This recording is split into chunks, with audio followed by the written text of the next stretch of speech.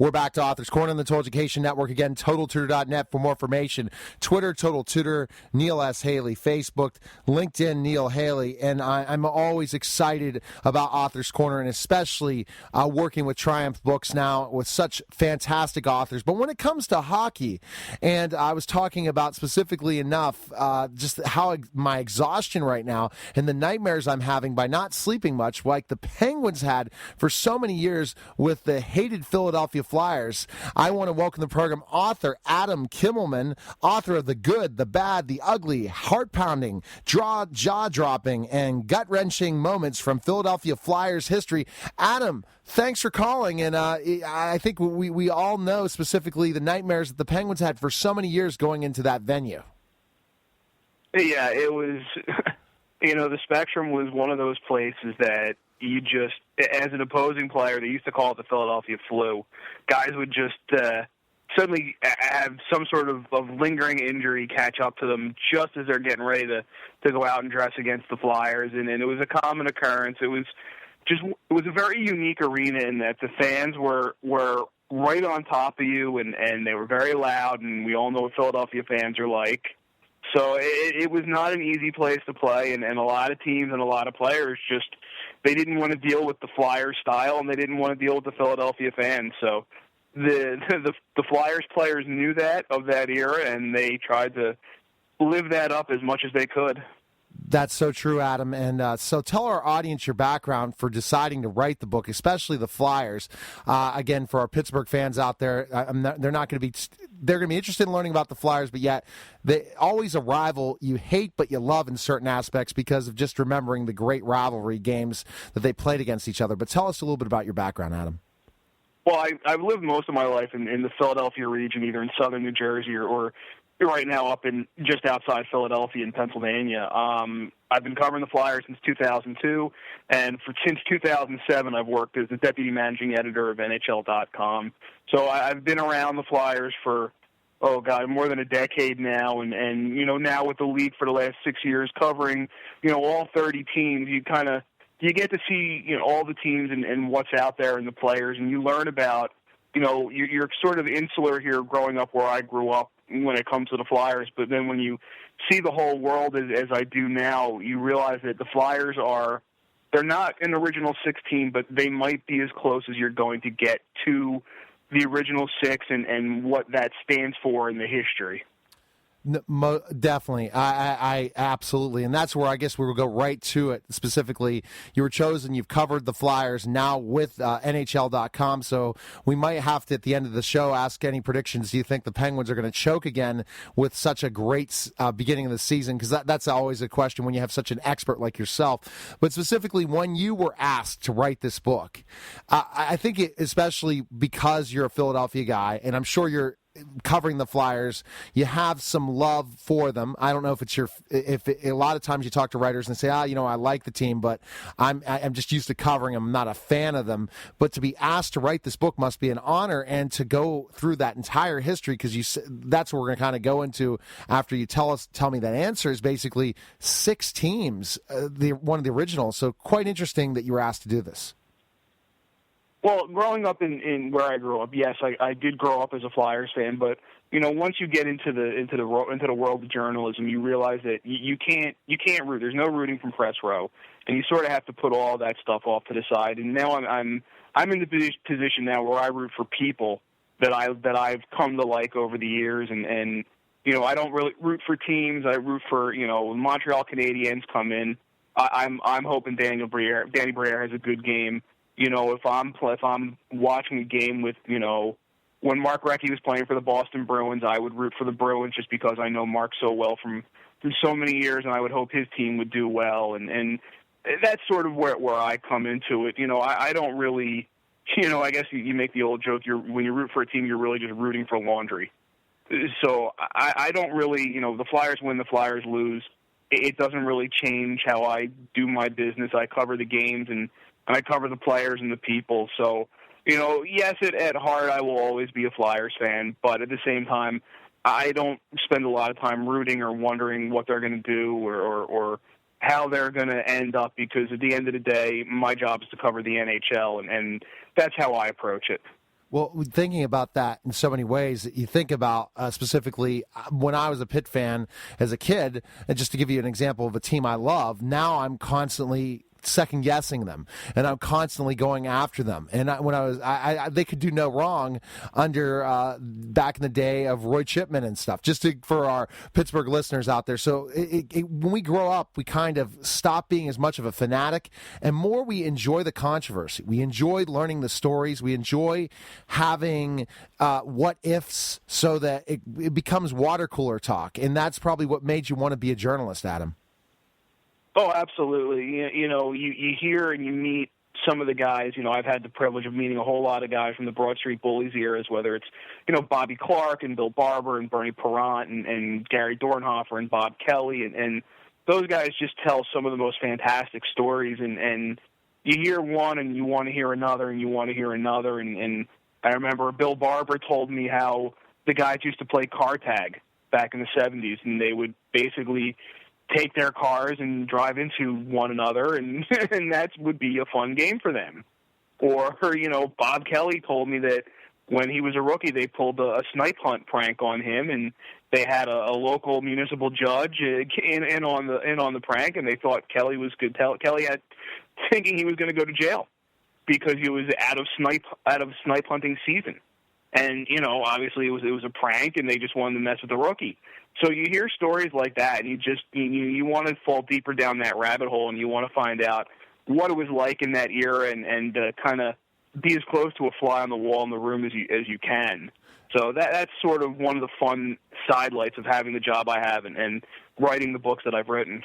Now, thinking about the Broad Street Bullies, I know they're part of this, and I think that in a lot of ways, when you think about hockey, and now how hockey's becoming again, Adam, and I don't know why it's happening in certain ways, that it's a different atmosphere, the way the Flyers intimidated people, especially in their building, and to the point where if you're going to go through and beat us, there's going to be some fighting, there's going to be some dirty play, and that's where lots of people hate the Flyers. But if you're, and again, the Flyer fans, so covering it, I'm sure you discuss a lot of different things with the Broad Street Bullies and got to talk to some of the players, as you said before, in writing this book.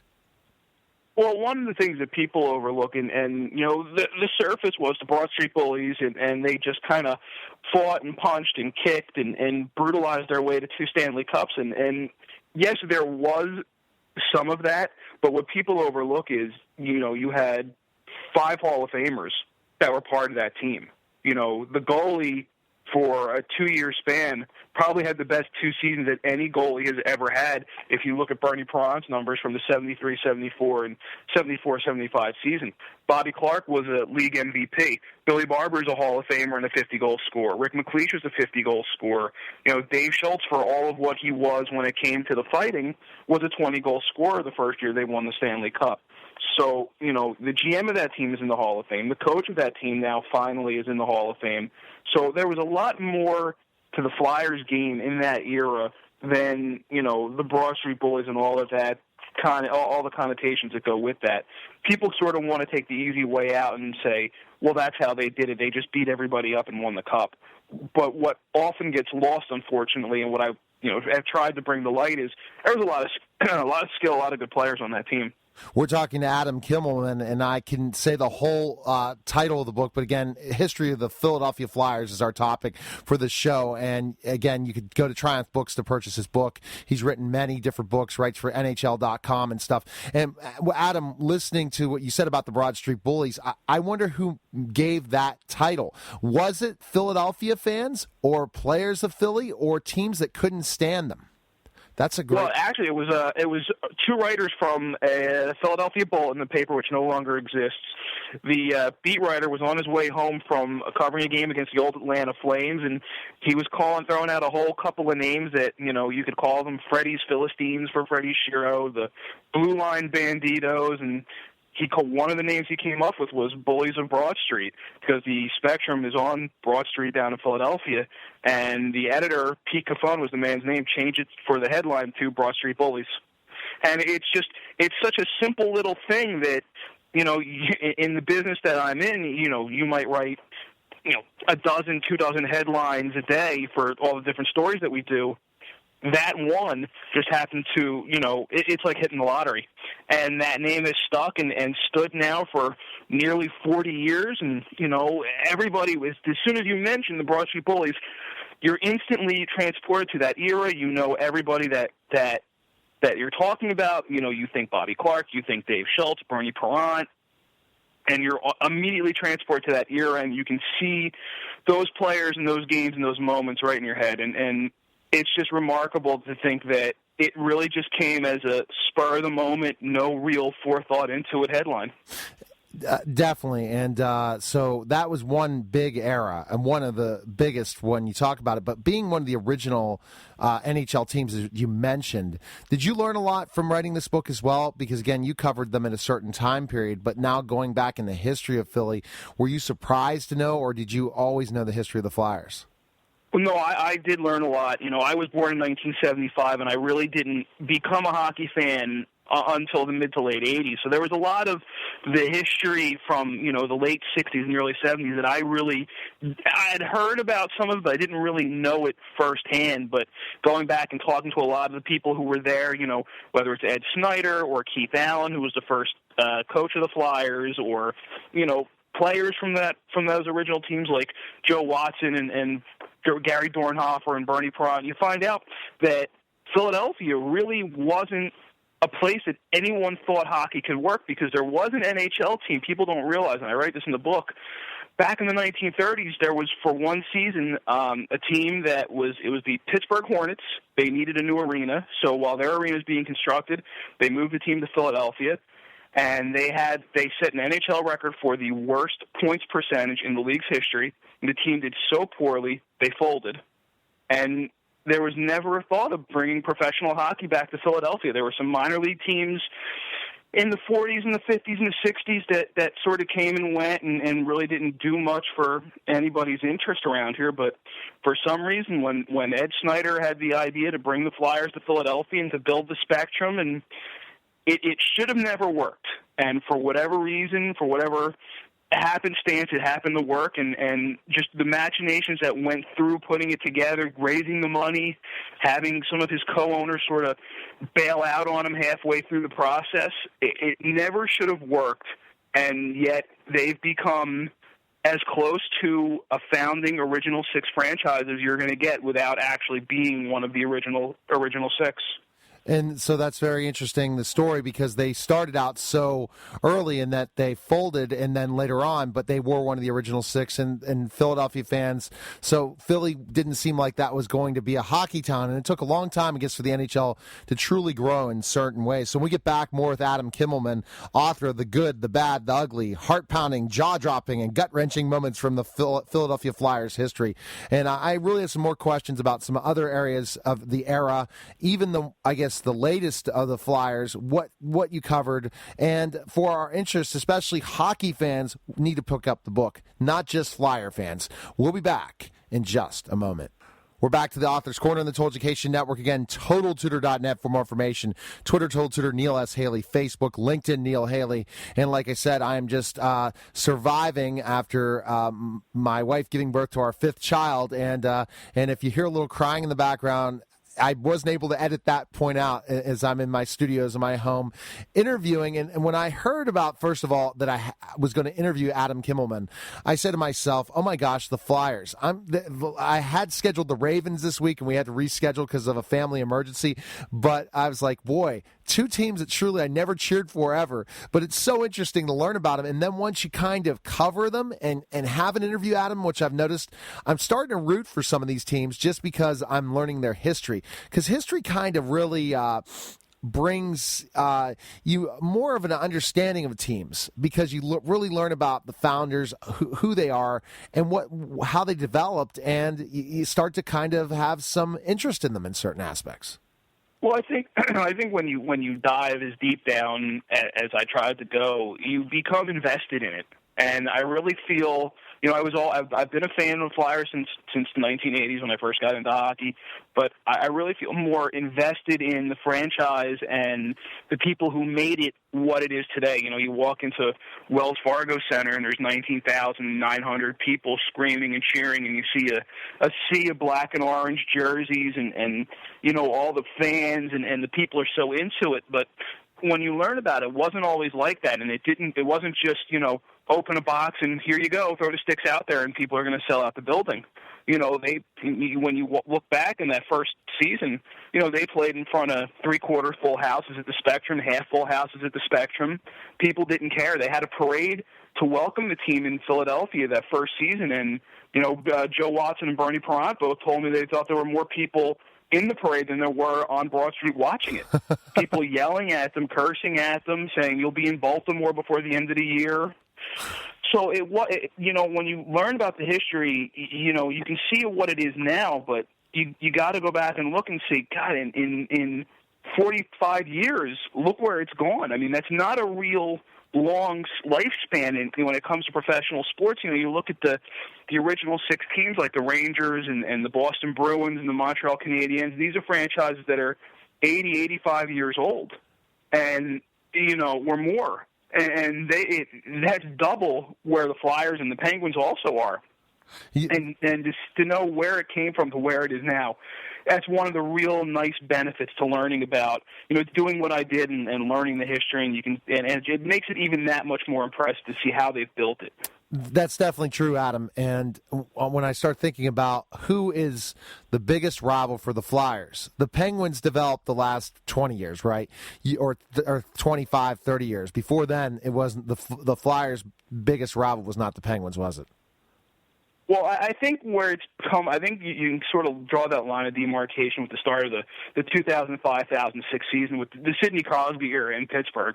That's really kind of where it started, because if you remember Sid's second game here in Philadelphia, he got a pretty rude greeting when Darian Hatcher cross-checked him in the mouth, knocked out a couple of his teeth, and not only did Sid not get the call he wanted, he was sent to the penalty box for unsportsmanlike conduct. Comes back, scores the overtime winning goal. And ever since then, it's been his goal, and I've had multiple conversations with him about this. I said, you love coming in here and wearing the black hat. You love coming into Philadelphia and being the bad guy, and he does. And I think the rivalry for the Flyers and Penguins, it had always sort of been there, but the teams were never really good at the same time, because the Penguins through the 60s and the 70s really were just an average team, right, exactly, where the Flyers were winning championships. And then when Mario Lemieux got to Pittsburgh, the Flyers were sort of starting to, when Mario hit his stride, the Flyers were going through their down period. And then when the Flyers came back up in the late 90s, Mario was going through his health issues. The Penguins were struggling as a team. So it really wasn't until, the middle of the last decade that both teams were consistently good at the same time, and then you add Crosby into the mix, and it was just, if you're a fan, it became just dynamite to watch, dynamite television viewing. It was a rivalry that, you look at the Avalanche and the Red Wings back in the mid-'90s, it was as close as we're going to get to that sort of blood feud that we're going to have for a very long time. I don't see that sort of rivalry anywhere else in the league. To me, and I might be a little biased because I've covered so many of their games, Flyers-Penguins might be the best rivalry in the league right now. Now, so Adam, did you mention that in the book, the rivalry between the Penguins and Flyers? Oh, absolutely. There's a large portion of the book based solely on their playoff series from 2 years ago. That unbelievable 6-game series that the Flyers won, and with the fights and the line brawls and Crosby and Giroux going at it, and then Claude Giroux demanding to open Game 6 on the first shift and telling everybody, watch this, and he goes out and he lays the big hit on Sidney Crosby, steals the puck, goes in, scores a goal in the first 40 seconds of the game. And the Flyers just go on and cruise from there. It was, there's so many moments just from that series alone that you just kind of, we look at each other and we go, this is unbelievable. There's never been, I know guys who've been on the beat for 20, 25 years, and they said they've never covered a playoff series like that. So that's definitely in the book. Is a large portion of the book. Just that playoff series alone, that tells you how memorable it was. But there have been a lot of great games between the Flyers and the Penguins, a lot of great playoff series just since, the first playoff meeting back in the, I guess it was the 2007-2008 season. So the games are intense. Anytime the Penguins come to town or the Flyers go to Pittsburgh, it's always it's a collision. It's a train wreck in a wonderful way if you're a hockey fan. It truly is. And let me go back. I think that it kind of reminds me of the rivalry between Pitt and Penn State. And when Pitt and Penn State were echelon teams together, they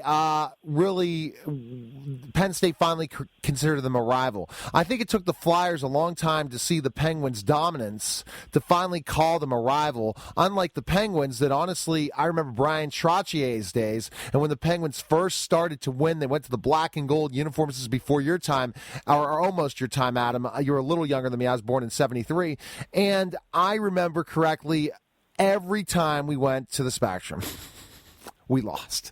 And the whole thing was, will we ever win in Philadelphia? And I remember playoff series where we never went any further. The Flyers were always the better team. And I think you remember that time as well, Adam, but I don't think that you guys in Philly really considered Pittsburgh a rival. It was more Pittsburgh couldn't stand Philly. It might be because Philadelphia's a bigger city. Yeah, I think that's sort of what it comes down to. There is that big brother, little brother, I think, kind of feeling from between the east side of the state and the west side of the state.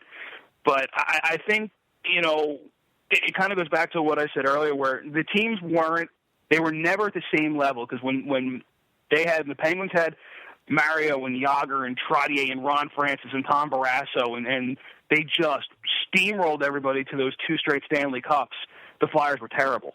And then when Eric Lindros and the Legion of Doom kind of hit their stride, the Flyers were really, really one of the elite teams, and the Penguins were clearly on the downside because, Mario was going through his health issues, right, and Yager was having his issues, and a lot of those guys in the championship team either left or retired or just got traded. So the Penguins were on the downslope. And then, it really didn't happen until Sidney got there. Yes. And, Mike Richards and Jeff Carter sort of came into their own, and Claude Giroux came into his own in Philadelphia, that both teams, and here we are now, where both teams are consistent playoff contenders, Stanley Cup contenders, that rivalry now is as bitter as any in the league. But before that, going back, straight through to when the teams were founded, it was interesting that as close as they are geographically, they were never really in the same stratosphere when you looked at the standings. And so I'm sure you talk about the Lindros days as well. Again, it reminds me of specifically for not being a huge hockey fan, I am knowledgeable because of when the Penguins were winning, but I remember at times as a huge sports nut. But I mean, you've had some unbelievable teams. The Penguins definitely are the upper echelon, the Flyers, but it doesn't matter to the playoffs, as we all remember. Penguins could finish first, and then the Flyers could be in 8th place, and the Flyers knock them out in the first round, and then everything changes in so many ways. We see the great rise of the Boston Bruins, who were almost eliminated all the way to the Stanley Cup when it really was the Penguins' time to be in the Cup. So that's what's so interesting about hockey in so many ways. What would you say is the biggest surprise that you covering, doing this book, writing the history of this book, that our listeners would be interested in finding out more about? Well, I think sort of just how it very nearly never happened. Ed Snyder, told me back in '66 when they were putting the ownership group together, he never wanted to be the majority owner. People look at him now. I think he's the longest serving. I could be wrong, but he's either the longest or the second longest serving owner in the NHL. But at the time, he never had any aspirations toward being a majority owner. He wanted to have the building, and he wanted to be a shareholder in the team, a stakeholder in the team. But he was very content with being, I think, a 25% partner. And all of a sudden, two of the guys decided they were going to sell, after they got the franchise, two of the guys were going to sell their halves of their rights to the franchise to a group in Baltimore and basically sell everything out from under Snyder. And he ended up trading his shares in the arena for their shares in the team and buying out his other partner. So all of a sudden, here he is with almost no money, and a hockey team to start funding and a $2 million expansion fee to somehow come up with the money for. So he was really at a loss, and it was a lot of scrambling, it was a lot of borrowing from pile A to give money to pile B and hope you end up with enough money to put back into pile A to pay off those bills. And then the day they had to deliver the franchise fee to the NHL in Montreal, a power outage blew out almost the entire East Coast. I think it went from Maine to Virginia and as far west as Pittsburgh. Everybody lost power. Now, this is 1966, so there were no cell phones, no wireless email like there is today. They're just sort of Ed Snyder standing there with a check in his hand and no one to give it to. So if they hadn't gotten the check to Montreal that day, there would be no team. They were somehow able to rig a connection from the bank in Philadelphia to a bank in New York, and the bank in New York was able to make a wire transfer to the Flyers Bank in Montreal. And then Bill Putnam, who was the original Flyers team president, physically ran the check from the bank to the hotel in Montreal where the NHL owners were and had to hand-deliver the check, the $2 million check, to the league. And he got there with minutes to spare before the deadline. So it's amazing that it came that close to not happening. Here we are 45-plus years later, 2 Stanley Cups, one of the most successful franchises in the league, but they were that close to never existing. Wow, unbelievable. So where can we find information on you, purchase your book, and learn more about you, Adam? Well, the book is available online at any place you buy books, Amazon, Borders, any place like that. It's available in Canada as well. If you want to follow me on Twitter, my Twitter handle is NHL Adam K. You can also find me on NHL.com. I cover, a lot of stuff, mostly, surrounding the Flyers because I am based down in Philadelphia, but I cover all 30 teams, a lot of stuff I have to do with the draft. So if you're into not just the current NHL, but the future NHL players, I have a lot of information on them as well. All right, well, fantastic. So look forward to talking to you again. Best of luck with the book, and more people need to go pick this book up, and especially not just Flyer fans, but Penguin fans, so you know the history. So someday when you have the history that the Flyers have, and there's great success, you'll know more and more about what led to this rivalry and much, much more about the history of the Flyers. So, Adam, thanks for calling, and best of luck to you. My pleasure. All right, take care. You're listening to Author's Corner, and we'll be back in just a moment.